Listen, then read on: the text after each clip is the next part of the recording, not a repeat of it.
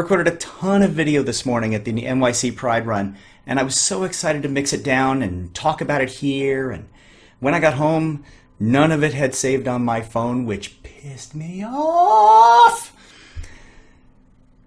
So let's do this. I'm not Jewish, although I am Canadian. Sorry. But I have been to a few Passover Seders in my day, and one of the better pieces of the liturgy? I don't know. Like I said, not a Jew.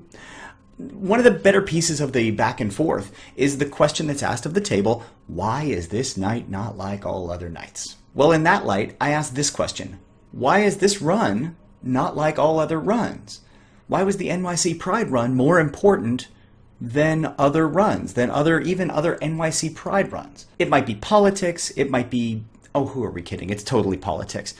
Gay rights and trans rights are simultaneously being spoken about more than ever and accepted as part of mainstream discourse more than ever, and also being attacked on more fronts than ever.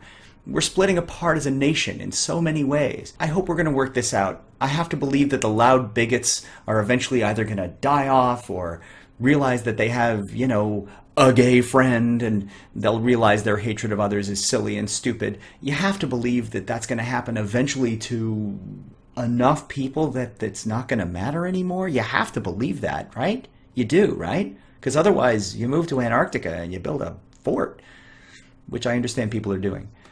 But as a society in general, people are kind of going in the right direction. You see things. You see that the discourse is changing.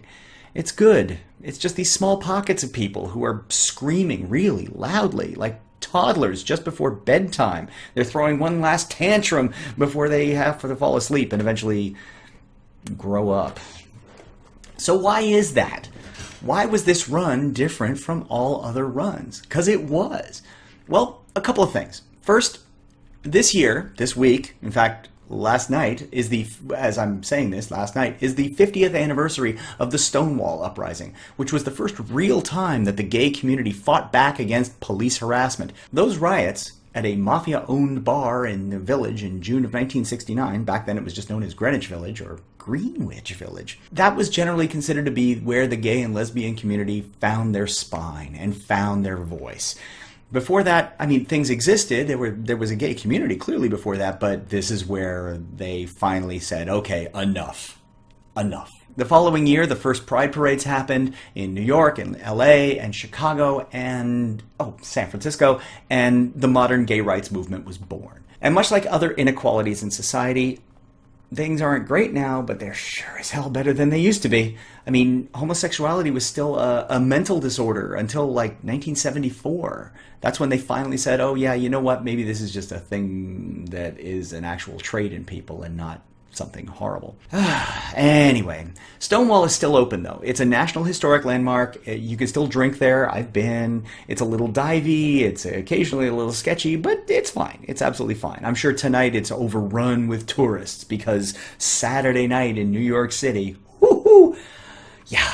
Well, and now we're at a point, at least here in New York City, where the LGBTQ plus community, not just for regular old G's anymore, can hold events like this Pride run that happened today.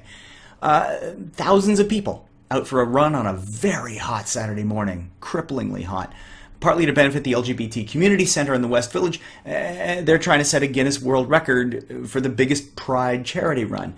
The record was 6,000. They had at least double that many here. There was no question. This was the big one, and it was big. But clearly, this is about a lot more than Stonewall. We're living in an era where immigrants are being put in concentration camps, where people are being beaten up for what they look like, or who they love, or who they are. And all this flamboyance is a backlash to that. To say we're not like that is not exactly true, but to let the loud minority prevail over the loving, progressive majority, that's a fight I'm happy to walk in. Love is all around. There's no need to waste it. The fight is long, and it's brutal, and it sucks, and it never ends because we're people, and that's how we roll. But this, today, the Pride Run, Stonewall, this is what we have. Let's celebrate how far we've come, and let's see if we can move this a little further down the road. Happy Pride.